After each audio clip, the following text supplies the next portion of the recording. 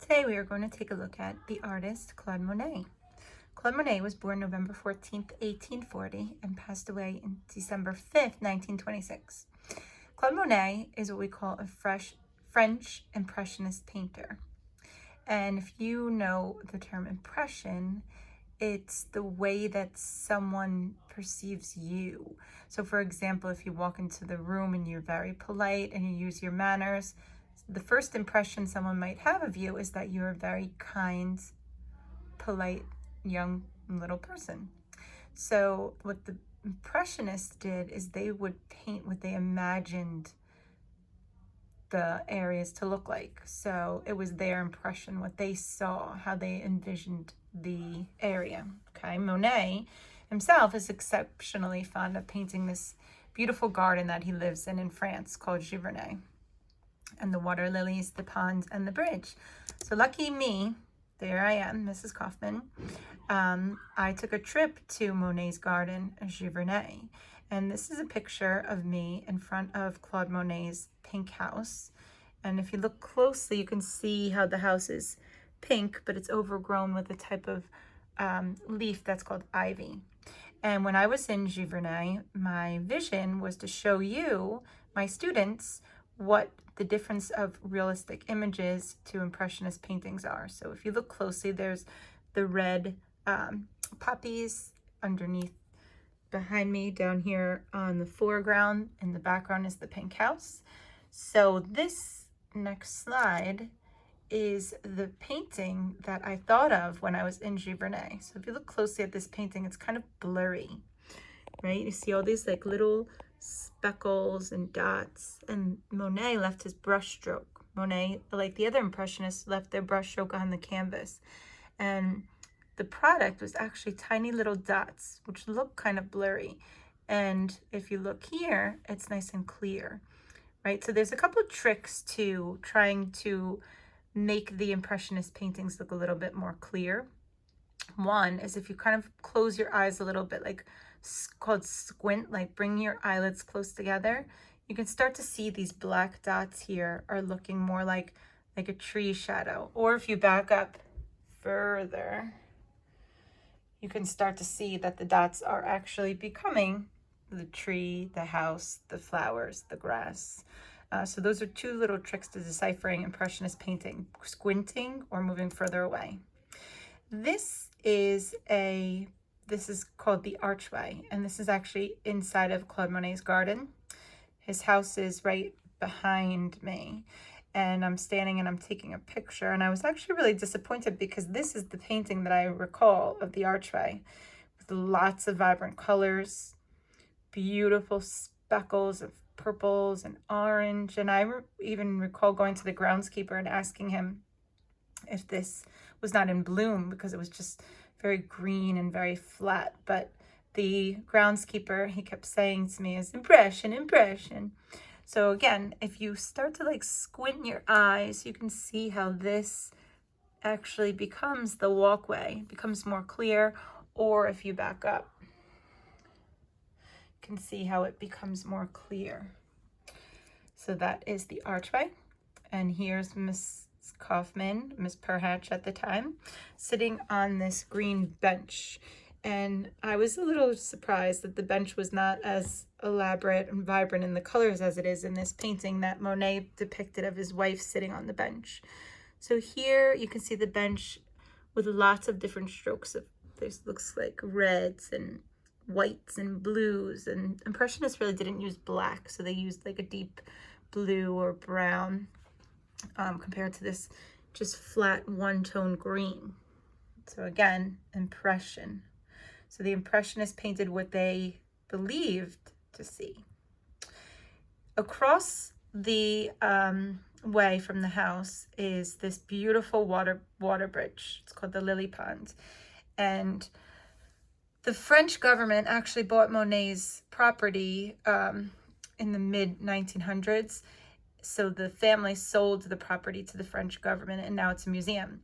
And between this water pond and the house, they built a road. So to get to the lily pond from the house, you actually have to go underneath the road to this little bridge. So there's me on the this famous Japanese bridge.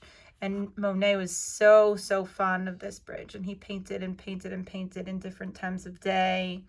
He painted in different seasons, and sometimes he painted or it was so cold outside that he'd wear like 2 or 3 different types of coats to keep himself warm. So in this year, 1899, he actually painted 18 views of the pond and the bridge. So again, look at all those little speckles, the different brush strokes, the multi-tones, and this is what is some of the key ingredients to an impressionist painting. So squint your eyes and you can start to see the bridge becomes closer, and those like weeping willow trees, that's these beautiful trees here called weeping willow trees. So those kind of push back into the foreground to the background, and the bridge becomes the foreground. Here is a beautiful photo that I took of some lily flowers in Monet's pond, and this is the painting of some of those lily flowers, 1897, that he painted. Again, kind of blurry, lots of brush strokes, different colors, but if you squint, you can start to see the lines come a little bit more clear. Here's the overall view of the ponds. You can see the difference, obviously, with the greens here to the blues. So Monet himself, like I said, is the type of painter that we call an impressionist painter. Okay, so here's what we're going to make. We're going to make a 3-dimensional water lily flower. And what I sent home with all of you are these petal tracers. So you need to cut out the petal tracers. So you're cutting out a small, you're cutting out a medium, and you're going to cut out the large. When yours are cut out, there's a very specific way that you have to trace them. So we want 6 larges, 6 medium, and 6 small. Just in case you didn't do this part in the live lesson, I'll just put it on the video too. So you're going to take your large petal and start at the very bottom of that big 12 by 18 piece of paper and go around the edge. And I'm sorry, this is not the best tracer. I just copied them. I just drew them real quick and then copied them on Xerox paper because the photocopier wasn't allowing me to do cardstock. So then the next one is going to come very, very close. Let your helping hand hold the tracer in place.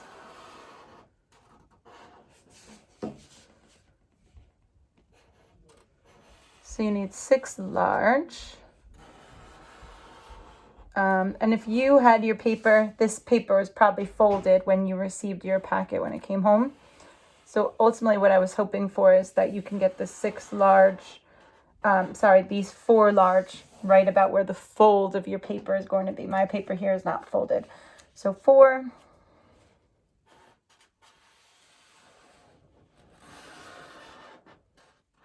5.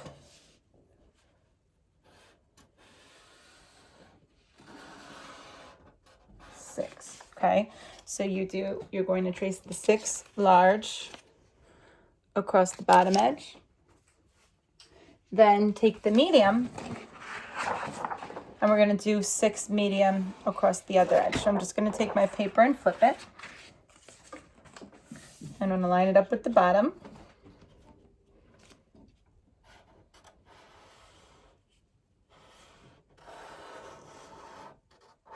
One.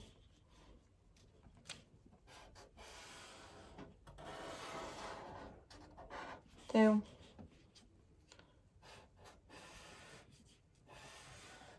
'Use that helping hand to help you hold it in place. I know it's not very easy. And you notice I'm tracing with Sharpie. I should have mentioned something earlier. I really wouldn't want you to trace with Sharpie. I'd much rather you trace with pencil. If you'd started with the Sharpie already, I'm sorry. But it's all good. 1, 2, 3, 4. And mine are not exactly the same because some of them I'm tracing beyond the tracer. And tracing is a really good skill. Increases like hand-eye coordination. 1, 2, 3, 4, 5. 1, 2, 3, 4, 5. 6 medium. 6 large. Oh, I gotta finish this side. 1, 2, 3, 4, 5, 6. 1, 2, 3, 4, 5, 6. Okay. And then we're going to take the small one. I'm actually going to take my paper and turn it this way. Okay. So now I'm going to hold it vertical. And right on the side here, I'm going to trace the 6 smalls. Now I'm actually tracing mine so that the side edge is on the bottom. One last thing I have to cut out instead of floating in the middle, but it doesn't really matter as long as you can fit them. And if you're out of room, this way you could squeeze some in the middle, whatever, however it's going to work. Okay, so we need 6 smalls. I'm on 3.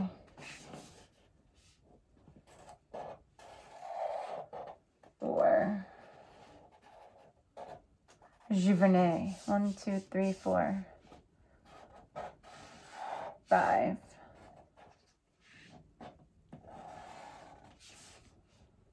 6. Almost. Okay. So again, it's 6 large, flip, 6 medium, turn, 6 small. When you have your petals traced, do not cut them out yet. We're actually going to color them first. So think about what the Impressionists did with color. They left brush strokes. They always used like multiple tones. So we're going to use 2 tones for our petals, a light and a dark. I used pink and red. You can use blue and purple. You can use yellow and orange. You can use whatever color your little heart desires. I'm going to try... I'm going to do the light blue.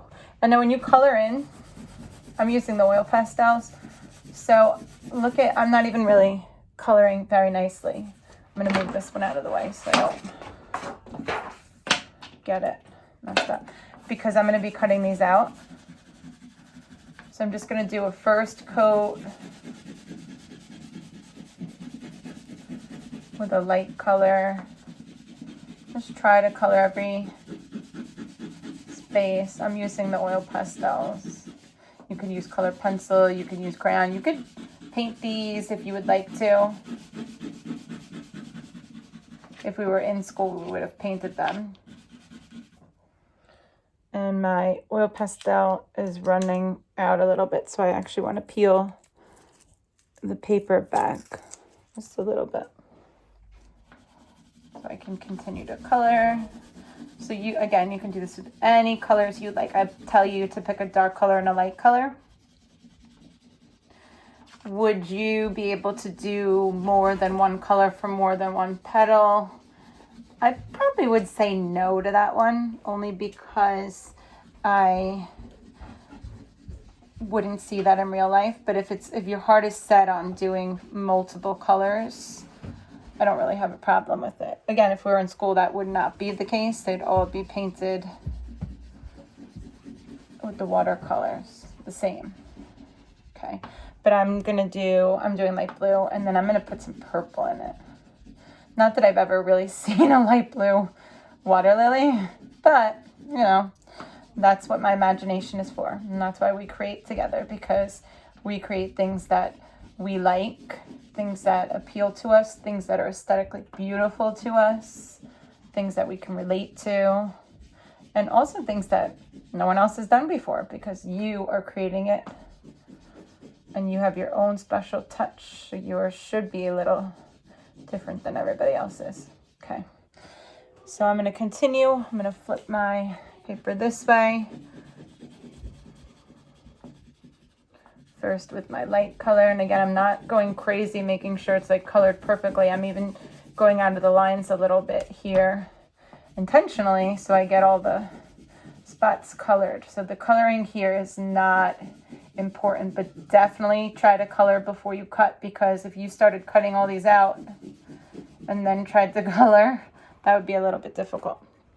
Okay, so the light blue, and now I'm going to do I have to peel my purple too. I'm really coloring with these oil pastels. I'm just going to peel the paper back a little bit. And when I put the second color in, I'm just going to do like lines. Just some lines over the top. Just to show like the veins of the flowers.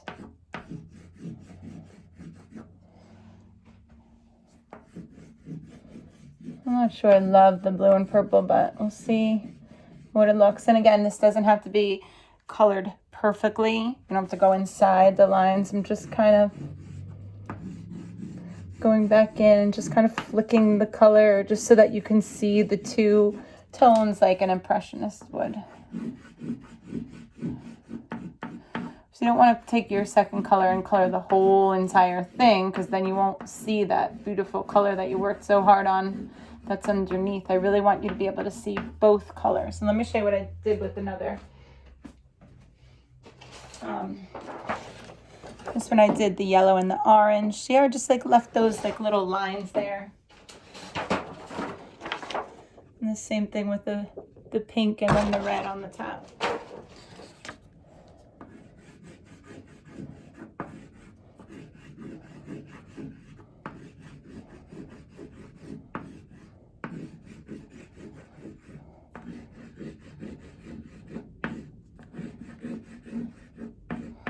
Okie doke. After you're done coloring, the fun part.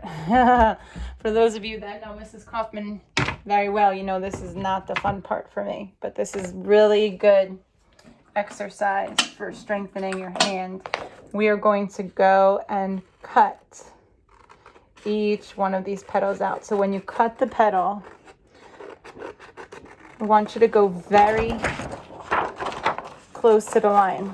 If you used a Sharpie, I actually want you to cut like inside the Sharpie line so you don't see it.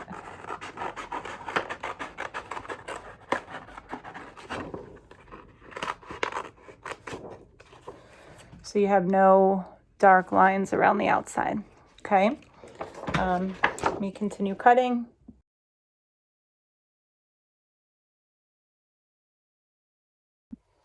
One thing I forgot to mention, when you're cutting, I hate having a big scrap. So I always like to make, I'm just going to cut these like that. And it's easier to cut when you have, you know, just a smaller piece of paper.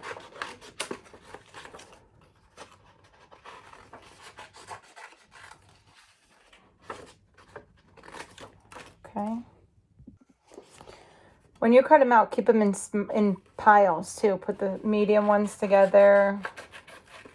Put the large ones together. So you should have 6 large, 6 medium, and 6 small. So keep them together. Like these are my 3 mediums that I cut out. These are my 6 smalls that I cut out. So I just kind of put them in a little pile together so that I remember what size is which. I mean, hopefully this size will, you know, you'll be able to tell which one is which based on the sizes. So this is actually these are the smalls. These, I didn't even get to the largest yet.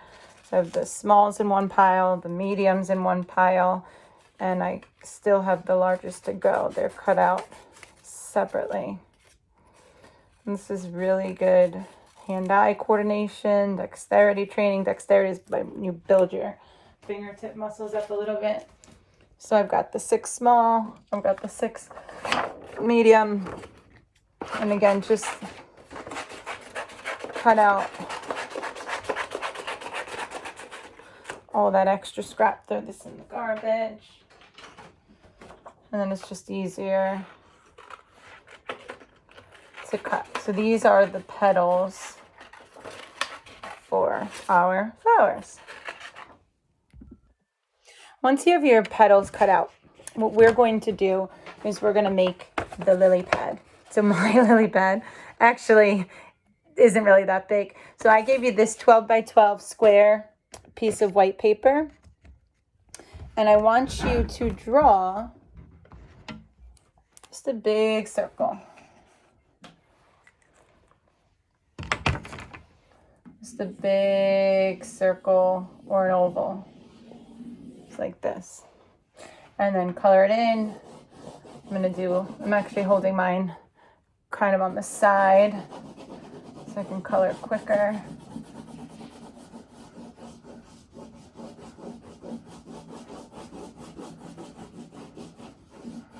This is with the light green.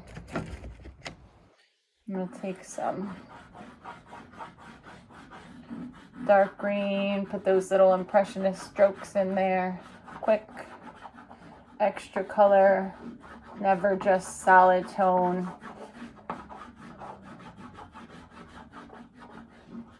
And again, I'm using the oil pastels, but you could use crayons, you can use colored pencils. I don't know that markers would work so great for this, but if you want to try, feel free to try. I'm going to take a little bit of yellow too.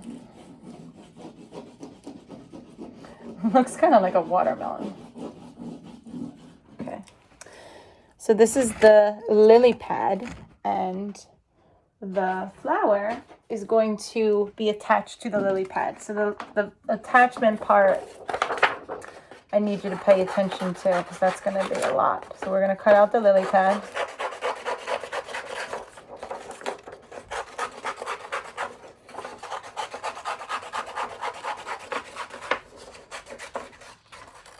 Cut out the lily pad. Throw away your scraps. Okay, now I'm going to take starting with my 6 big petals, and I'm just going to fold this part up a little bit so that they can stand out a little bit. Give a little height or dimension. So I'm going to put a little bit of glue on my petal, just this rectangle part.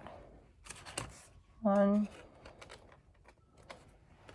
This one's going to overlap a little bit. Let me get you real close so you can see. 2, 3. And notice what I'm doing with my glue stick, just folding it over like this. I never want to put the glue on that lily. I want to put it right on the flower.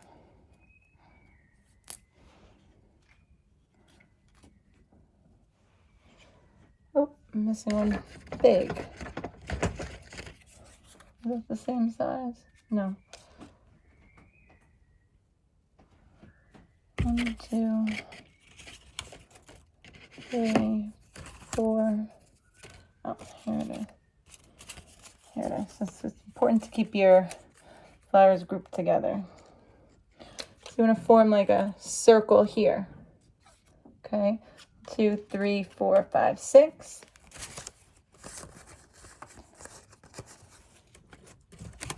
Now take your medium ones.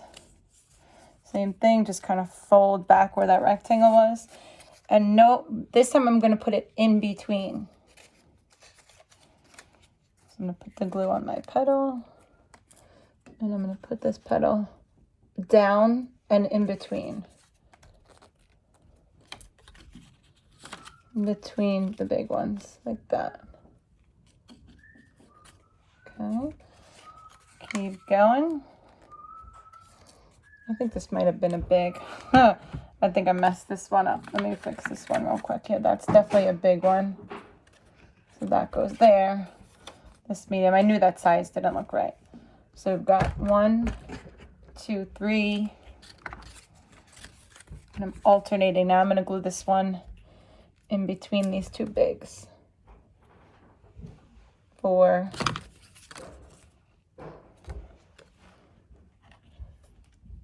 5. Push it up a little bit.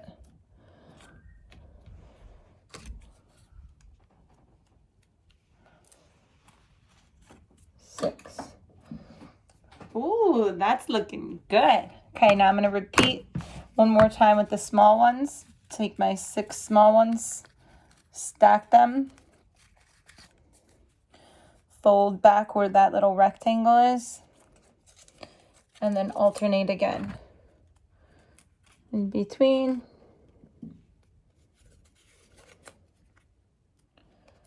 In between.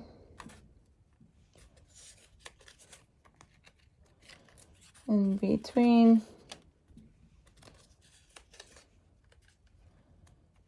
between.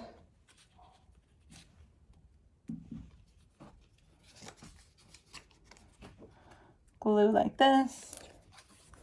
In between. It's getting a little tighter, my circle last one.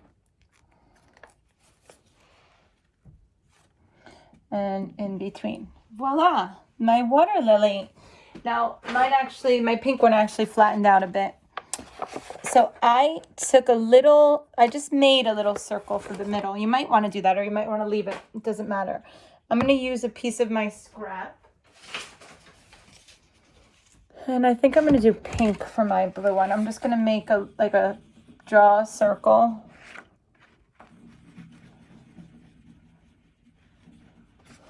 Do pink, and my dark color maybe red. Just like a little circle with like a little spiral or circle lines inside.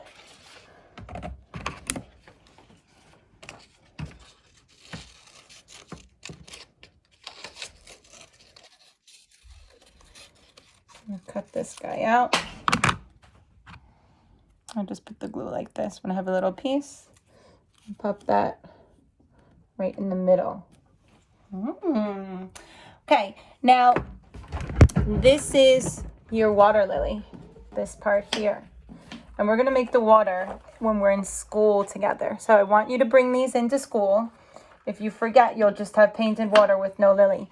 But I do want you to take something dark and just write your name on the outside edge of your lily like this, okay? So I do want you to bring these back into school completed just like this. And I'm sorry if this is going to require some help. It'll be a fun little family activity. So your water lily will look like this. And then you're going to bring this into school with you. And when we're in person, we'll get to create the water. So we're going to glue these on to the water, and then we'll display them for our fine art show. I'm excited. So this is the Claude Monet water lily.